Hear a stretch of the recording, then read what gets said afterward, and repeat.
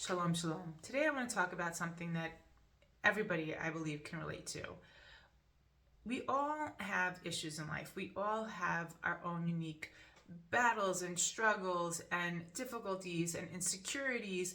And a lot of times we move on in life and we've gotten to a point where we think we are maybe over it or we should be over whatever our issues are.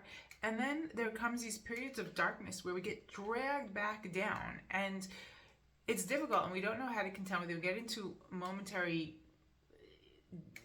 depression and we get stuck and we're like, what? I thought I've grown past this. Why is it rearing its ugly head again? And it's a difficult thing. It's a difficult thing that most people go through. And I think we see this very much in our Parsha with Yaakov when, as we know, he's left the house of Lavan. He's built this large, beautiful family. He has many possessions. He's grown in his relationship with God. He's grown in his whole personality. Everything seems to be really have progressed really, really well in his life. And he's about to meet his brother Esav. Now, this is the thing, the difficulty he's always had in his life. His relationship with his brother, his twin, who it's not just him and his brother and this was an issue in his life. It represents so much more. This is a huge part of him that he battled within himself. The differences between Yaakov and Esav and how he dealt with it and how he sees himself and how he's grown. And it's the last link here, with everything he's done, and he's built up his life and he's about to meet him. And he has to contend now with this issue. How is he going to assert himself? How is they going to interact? How is he going to move on in his life in this place that really he got stuck? And when he has this battle that we're told is known as with an angel, and many people, countless people have explained it to be just with the demon within him, the difficulties that he had, his alter ego, the Esav within, the issues he had that he was fighting with. And at this moment when he's about to meet up with his brother, it's a very real thing that comes up, and he's having difficulty understanding how he's going to move on in life. And it's an insecurity and it's a fear, and this is something emotional that he's going through. And I think we can learn from the story, because when we're told that he battles with it all night, right? And night represents darkness and difficulty, and all the difficulties he had in his life is something that he was working through.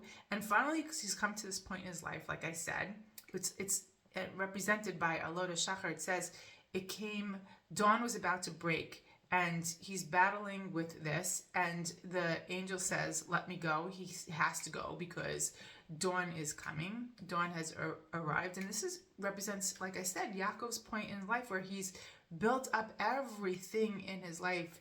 Well, his family, his possessions, his relationship with God. He's about to go home and meet back with his father. And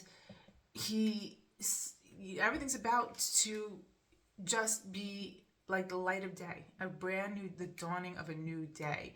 But he has this one thing he's still battling with, and that's what's keeping him down. And he's saying, let it go so he can have a new day, so it could be something that's new and move past this. In this meeting with Esav, if it goes in the proper way, then hopefully it will be the dawning of a new day, a new life, really, finally, for Yaakov to get past this difficulty that he's had his whole entire life, that's represented in his relationship with his brother. Was it within his relationship with his brother, but it was also something that had to do with who he was and his whole identity.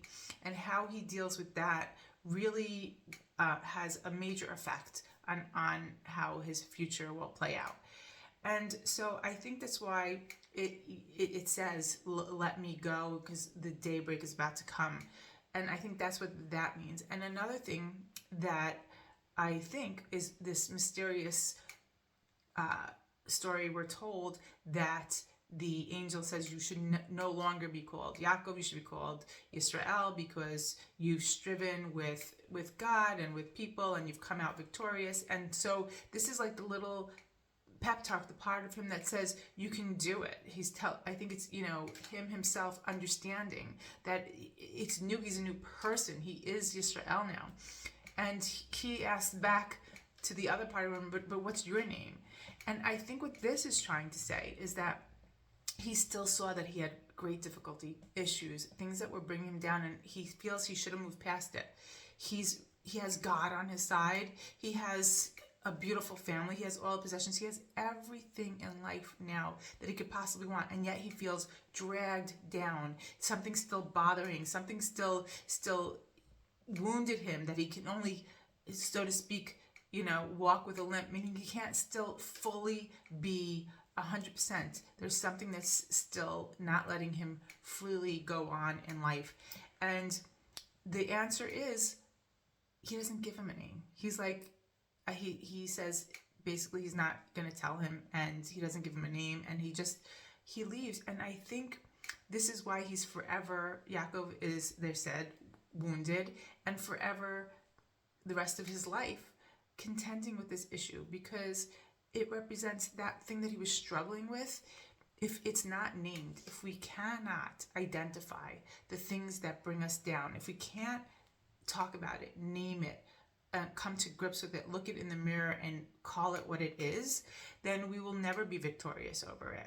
It will always be a thorn in our side. It will always be something that we have to carry with us, a limping of sorts through life.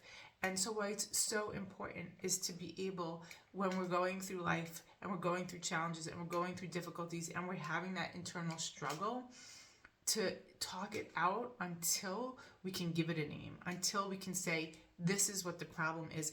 Because once you identify it, once you name it, once you see it clearly, and it's not a mysterious entity that's bringing you down, but it's something that has a name, we can let it go, hopefully, and see it as a separate part of us, not something blurry that's intermixed in who we are. And so I think these are the lessons, the brilliant lessons that the Torah is giving us in our lives of when we have issues, and why we still get bogged down by things, and that we should be constantly aware that when we have issues, if we don't contend with them, there'll always be something that's dragging us down. And to give ourselves the time to be left, like Yaakov was left by himself, to give ourselves that time with our thoughts, to hash it out, to talk it out, to understand it, which sometimes we need alone time to separate from the noise and to